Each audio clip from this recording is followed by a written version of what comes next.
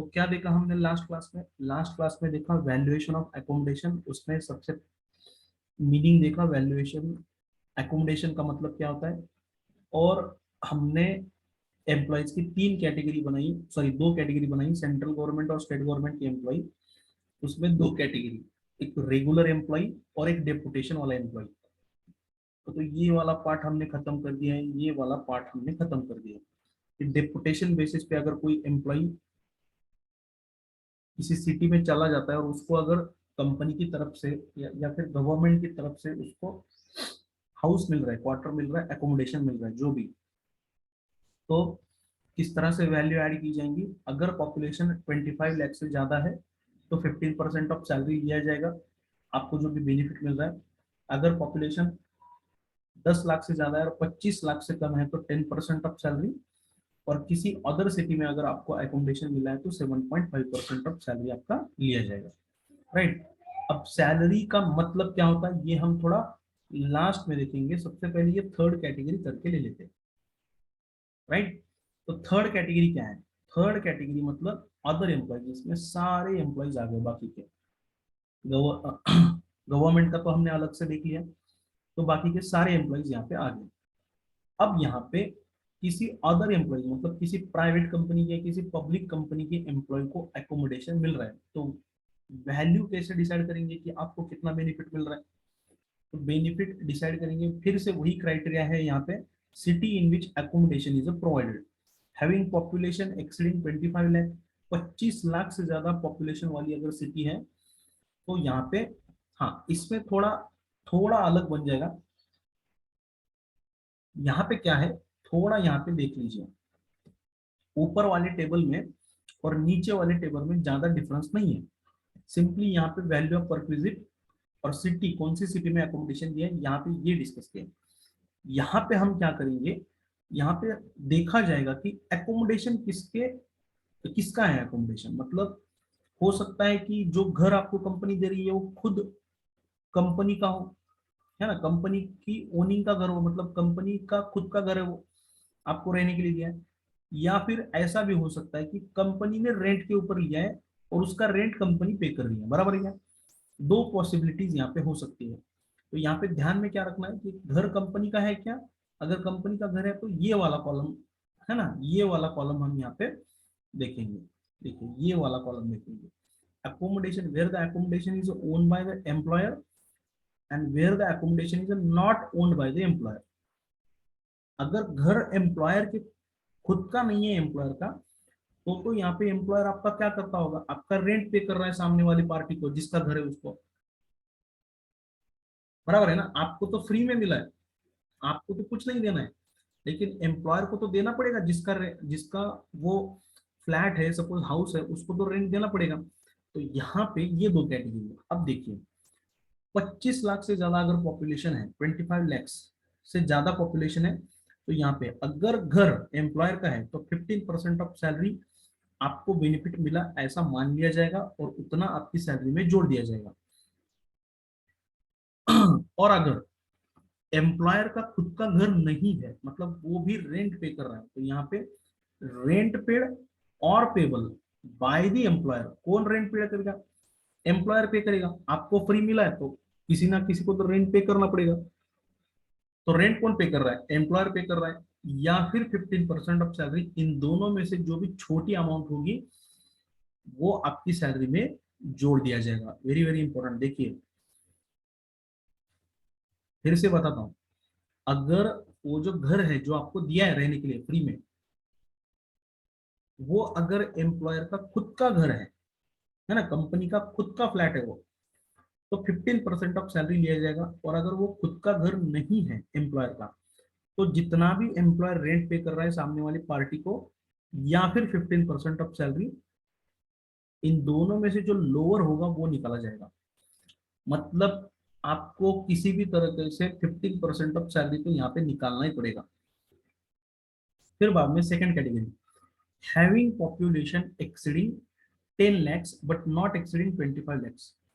10 लाख के ऊपर पॉपुलेशन है तो 10% ऑफ सैलरी निकाला जाएगा, या फिर रेंट पेड और 15% of salary, which ever is lower. देखिए अब यहाँ पे अगर एम्प्लॉयर के खुद का घर नहीं है तो यहाँ पे हर जगह पे 15%, तीनों भी केस में 15% ही लिया जाएगा, भले ही यहाँ पे 10% है लेकिन यहाँ पे 15% ही लिया जाएगा, राइट।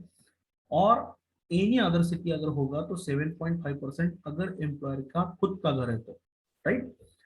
तो इस तरह से हम कैलकुलेशन करेंगे। तो मैंने जो टेबल बनाया था यहाँ पे, अब यहाँ पे ये जो है ये कैटेगरीज हमने पूरी कंप्लीट कर ली। तो यहाँ पे क्या लिखेंगे अपन, यहाँ पे लिखेंगे डेपुटेशन वाली केस है, तो यहाँ पे सबसे पहली कैटेगरी कौन सी है, अबाउ 25 lakhs। पॉपुलेशन की बात कर रहा हूँ तो कितना लिया जाएगा, 15% of salary.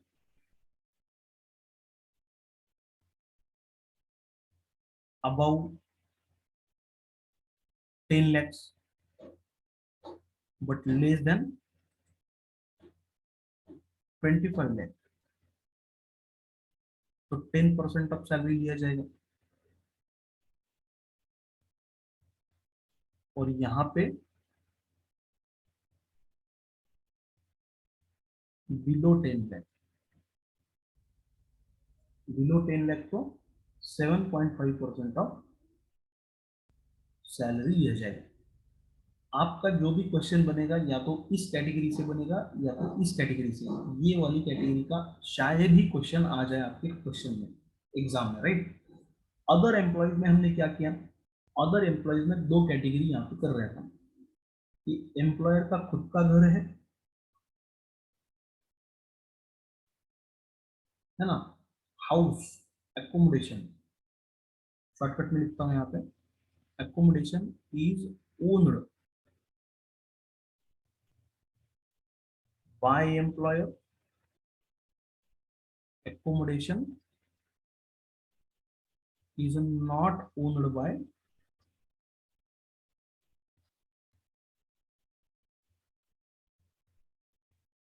employer, right? Accommodation is owned by employer, accommodation is not owned by employer, right? तो दो कैटेगरीज यहाँ पे बन रही है। पहली वाली कैटेगरी है अगर एकोमोडेशन खुद का है एम्प्लॉय का, तो यहाँ पे क्या है, यहाँ पे सेम रूल एप्लीकेबल हो जाएगा जो रूल यहाँ पे एप्लीकेबल हुआ था, अबाउट 25 lakhs 15%। तो यहाँ पे मैं सिंपली लिख देता हूँ 15% और 10% और 7.5% ऑफ सैलरी। अगर एकोमोडेशन खुद का नहीं है एम्प्लॉयर का, तो यहाँ पे क्या किया जाएगा, देखिए यहाँ पे क्या किया जाएगा, रेंट पेड, एम्प्लॉयर जितना रेंट पेड कर रहा है और 15% ऑफ सैलरी,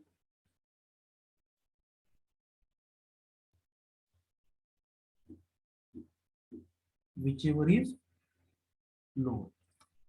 लिख लीजिए, मैं आपको 5 मिनट देता हूँ, लिख लीजिए, बहुत सिंपल सा चार्ट है ये।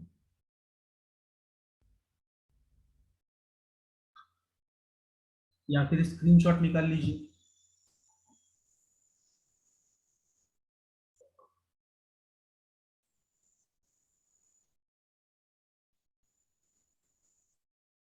निकाल लिया स्क्रीनशॉट?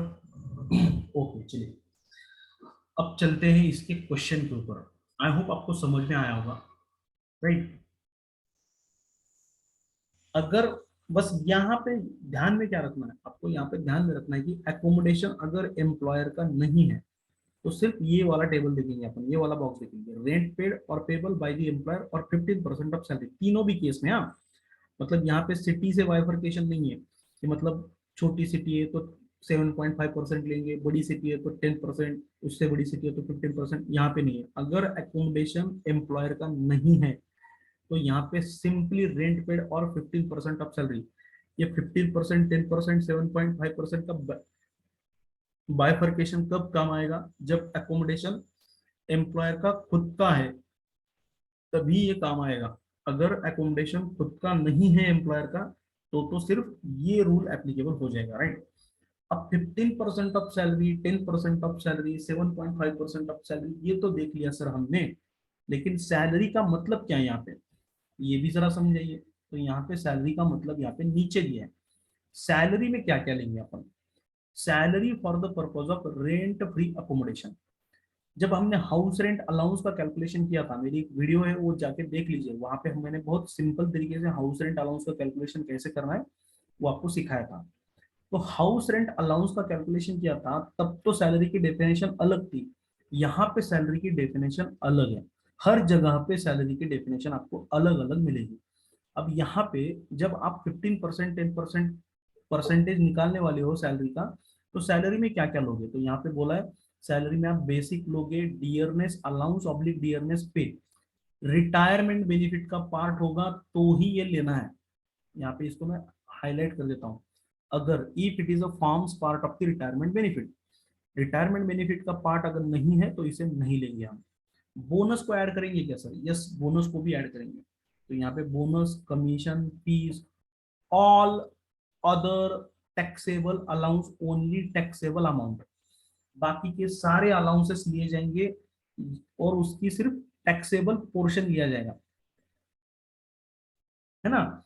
जैसे कि अगर आपको कोई अलाउंस मिल रहा है, कुछ अलाउंस मिल रहा है, तो वो अलाउंस में जितना भी एग्जम्पशन होगा वो निकाल लेंगे सबसे पहले, और जितनी भी टैक्सेबल पोर्शन होगा सिर्फ उसी को जोड़ा जाएगा। और any other monetary payment, monetary का पेमेंट मतलब क्या होता है, अगर आपको कैश में किसी भी नाम से कुछ भी मिल रहा होगा तो वो भी ऐड किया जाएगा। तो यहाँ पे सैलरी की डेफिनेशन क्या होगी, basic plus DA plus bonus plus commission plus fees plus all other taxable allowances और any other monetary payment by whatever name called, उसे कुछ भी नाम दे दो, अगर कैश में आपको जो भी मिल रहा है वो सभी यहाँ पे जोड़ दिया जाएगा, एक्सक्लूडिंग परक्विजिट, परक्विजिट को छोड़ दिया जाएगा, बाकी की सारी परक्विजिट को छोड़ दो, सिर्फ यहाँ पे यहाँ तक यहाँ पे ऐड कर दो, राइट।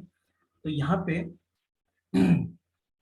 एक क्वेश्चन ले लेंगे इसके ऊपर, बाकी के पॉइंट्स इसके बाद में डिस्कस कर लेंगे, सिंपल वाला क्वेश्चन ले लेंगे, राइट। हाँ, अब देखिए क्वेश्चन में क्या बोला गया, क्वेश्चन नंबर 15 आपके सामने है, ध्यान दीजिएगा यहाँ पे। Mister Chauhan has the following salary structure, उसे क्या क्या मिल रहा है, देखिए basic salary, entertainment allowance, education allowance, उसको 3 बच्चे हैं, डीए मिल रहा है, fees, bonus, professional tax of employee paid by the employer, ये एक अलग परक्विजिट हो गई, चलो ठीक है। He has been provided rent free accommodation, उसको क्या दिया है एम्प्लॉयर में, रेंट फ्री अकोमोडेशन दे दिया, मतलब मुंबई में रहने के लिए घर दे दिया और वो भी फ्री में दे दिया। फिर बाद में और एक पॉइंट है, 60% of DA only form parts of the retirement benefit, मतलब जितना भी डीए मिल रहा है 3000 पर मंथ, उसका कितना रिटायरमेंट बेनिफिट में कंसिडर किया है, 60% only, right. Compute the taxable value of accommodation in the hands of mister Chauhan in the following cases. Number 1, अगर the employer owns such accommodation, मतलब वो जो दिया हुआ अकोमोडेशन है, घर जो दिया है वो एम्प्लॉयर का खुद का है। और second category, employer hire such accommodation at a monthly rent of ₹900, मतलब पहली केस में बोला गया कि अगर उसके खुद का घर है तो उस सिचुएशन में निकालो, और दूसरी केस बोला है कि वो घर एम्प्लॉयर का नहीं है, वो रेंट पे कर रहा है ₹900 पर मंथ के हिसाब से, राइट। तो आपके पास अगर मॉड्यूल्स होंगे तो पेज नंबर निकाल लीजिए, पेज नंबर है 90, अपन ये क्वेश्चन सॉल्व कर लेते हैं, राइट।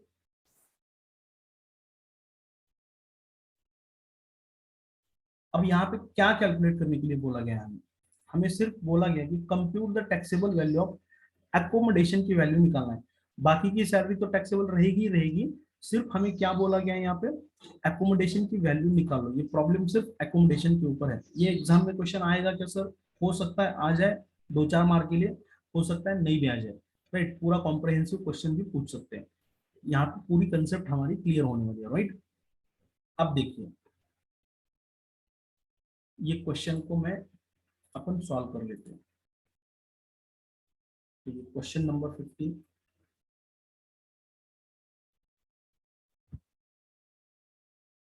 हेडिंग डाल देता हूँ मैं यहाँ पे, computation of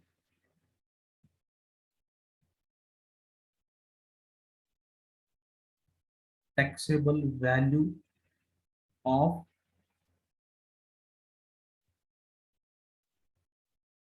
accommodation, case 1।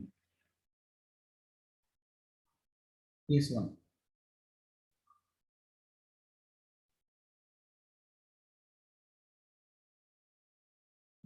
accommodation is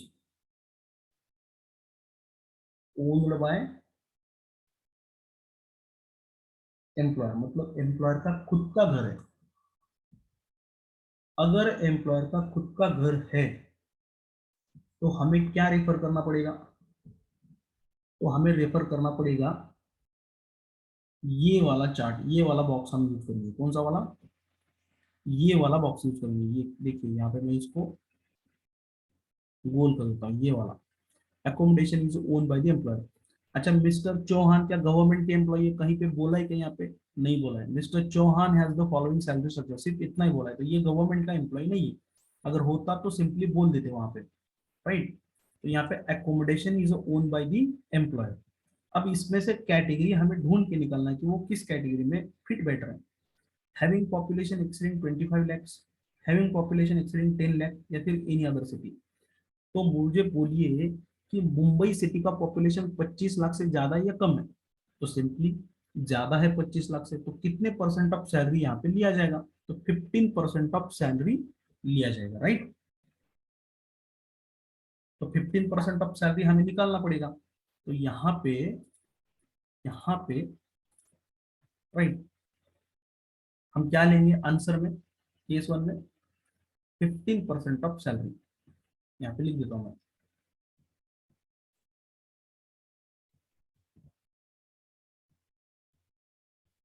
कितना लिया जाएगा,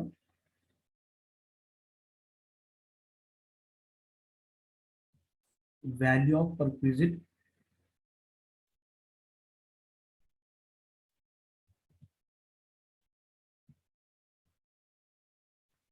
will be 15% of salary, that is. अब सैलरी का 15% निकालना है, तो सैलरी क्या क्या दिया हमें, देखिए सैलरी क्या क्या दिया है यहाँ पे देख लीजिए एक बार। तो सैलरी हमें दिया है, बेसिक सैलरी को जोड़ा जाएगा क्या सर, यस जोड़ा जाएगा बेसिक सैलरी को। तो हम यहाँ पे निकाल लेते हैं सैलरी का, वर्किंग नोट निकालना पड़ेगा हमें। तो यहाँ पे वर्किंग नोट निकाल लेता हूँ मैं। Working note number one, salary for RFA। तो यहाँ पे basic salary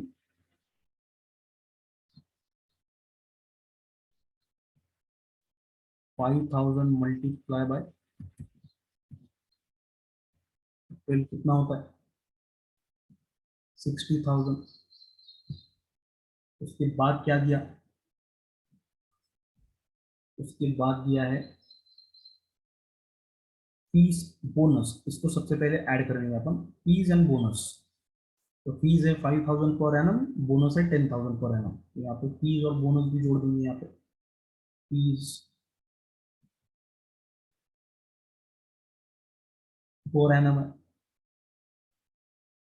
bonus 10,000 rupees per annum. फिर बाद में आ जाता है एंटरटेनमेंट अलाउंस, क्या टैक्सेबल है, यस पूरी तरह से टैक्सेबल है। कितना दिया एंटरटेनमेंट अलाउंस, एंटरटेनमेंट अलाउंस दिया है 1000 रुपीज पर मंथ। तो एंटरटेनमेंट अलाउंस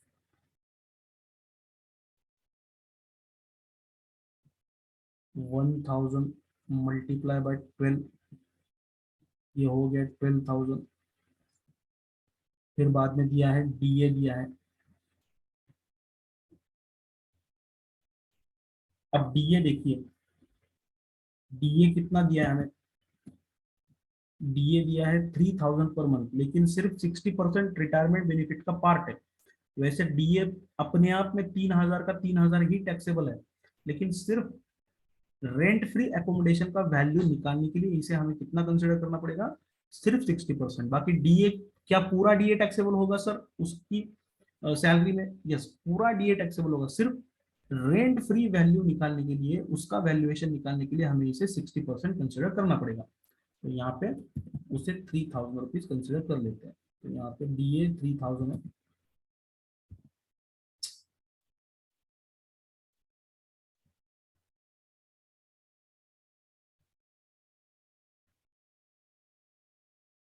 तो ये 3000 हो गया, तो 3000 मल्टीप्लाई बाय 12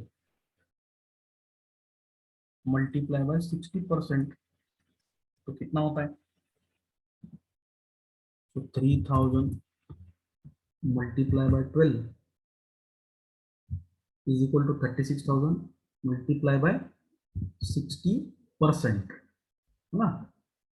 इसका 60% कितना हो जाएगा? 21,600, राइट? तो यहाँ पे मैं 21,600 कंसिडर कर लेता हूँ। फिर बाद में नेक्स्ट क्या है? एजुकेशन अलाउंस, वो भी कंसिडर किया जाएगा।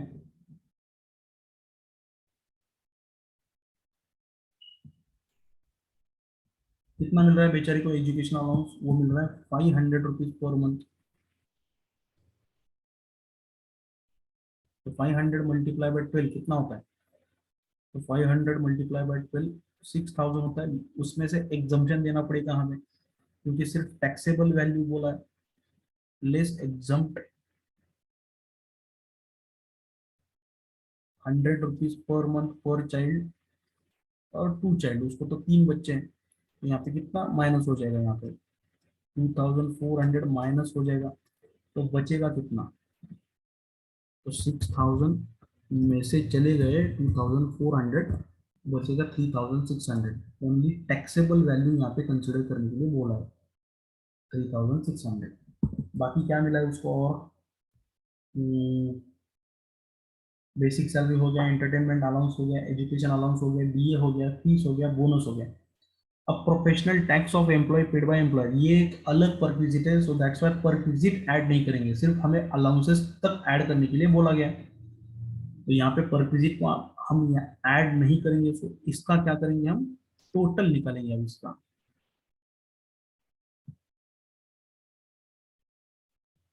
तो इसका टोटल कितना हो जाएगा?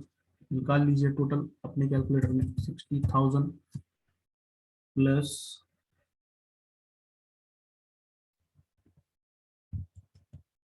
5,000 प्लस 10,000 प्लस 12,000 प्लस 21,600 प्लस 3,600, तो ये सैलरी हो गया 1,12,200। तो 1,12,200 सैलरी फॉर द पर्पज, ये कौन सी सैलरी है? Salary for R F A, rent free accommodation के लिए यहाँ पे ये सैलरी है। तो 15% किसका निकाला जाएगा? तो 15% ऑफ 1,12,200 का यहाँ पे 15% निकाला जाएगा। तो ये कितना बनता है? इसका 15% 1,12,200 multiply by 15% is equal to 16,830। तो 16,830 ये क्या हो जाएगी हमारी? Value of perquisite will be 16,830। एक बार आंसर कंफर्म कर लेते हैं अपन, अपना मॉड्यूल में जो भी आंसर है। देखिए ये वैल्यू ऑफ परक्विजिट बराबर यहाँ पे 16,813 अपना आ गया, राइट? ये कौन सी वाली सिचुएशन थी? ये सिचुएशन थी कि जब एम्प्लॉयर का खुद का घर है तब।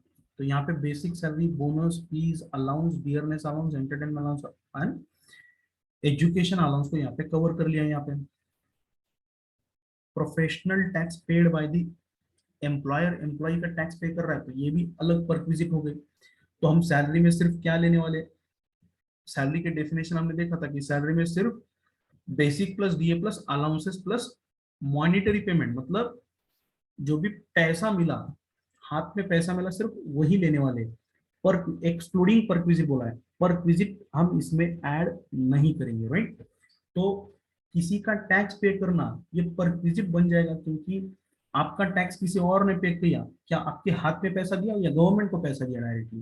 गवर्नमेंट को पैसा दिया डायरेक्टली, तो दैट्स व्हाई प्रोफेशनल टैक्स को हम यहाँ पे कंसिडर नहीं करेंगे। आगे चलते हैं। सेकंड वाली सिचुएशन में क्या है? Employer hire such accommodation at a monthly rent of 900। तो इसको मैं यहाँ पे इसको ले लेता हूँ। मान लीजिए ये वाली सिचुएशन है।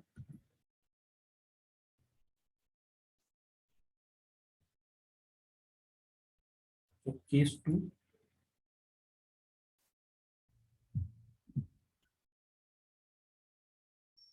राइट, ये केस बन जाएगी 2।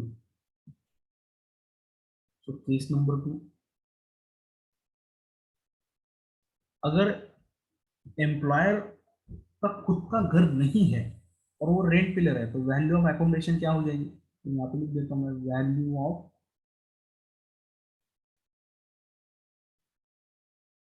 Accommodation will be rent paid और 15% of salary whichever is lower. मतलब इन दोनों में जो छोटी अमाउंट आएगी। अब 15% ऑफ सैलरी तो हमने ऑलरेडी कंप्यूट किया है। 15% ऑफ सैलरी कितना आता है? 16,830, ये तो ऑलरेडी कंप्यूट किया है हमने। अब रेंट पे कितना कर रहा है एम्प्लॉयर? 900 मल्टीप्लाई बाय, रेंट पे कितना कर रहा है? 900 मल्टीप्लाई बाय 12। तो ये कितना हो जाता है 900 मल्टीप्लाई बाय 12? तो 900 मल्टीप्लाई बाय 12, 12 का मतलब पूरे साल का 10,800। तो यहाँ पे कंपैरिजन किस में किया जाएगा? 10,800 और 16,830, इन दोनों में से लोअर अमाउंट कौन सी है? इन दोनों में से लोअर अमाउंट है बेटा 10,800। तो वैल्यू ऑफ परक्विजिट कितनी मानी जाएगी? इतना माना जाएगा वैल्यू ऑफ परक्विजिट। और ये वाला जो अमाउंट है, जो ऊपर ये वाला आया, ये वाला अमाउंट या फिर ये वाला अमाउंट, जो भी सिचुएशन रहेगी, वो आपकी सैलरी में क्या किया जाएगा? ऐड किया जाएगा। Add to the salary, right, आपकी सैलरी में ऐड किया जाएगा। आई होप यू अंडरस्टूड, आपको समझ में आया होगा, राइट।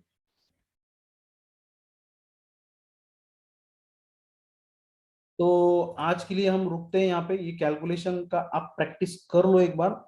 कल हम इसके ऊपर का एक और क्वेश्चन सॉल्व करेंगे, क्वेश्चन नंबर 16, जो कि जिसमें पूरा कैलकुलेशन आपको करने के लिए बोला है कि अगर कैलकुलेशन सैलरी का होता तो कैसे होता, राइट।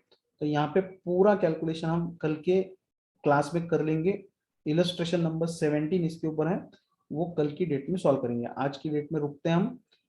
अगर नहीं समझा तो आप बार बार इस वीडियो को देखें, और फिर भी नहीं समझता है तो मुझे कमेंट सेक्शन में कमेंट करके जरूर पूछ सकते हैं कि सर इसका मुझे समझा नहीं, मैं फिर से वो बता दूंगा, राइट।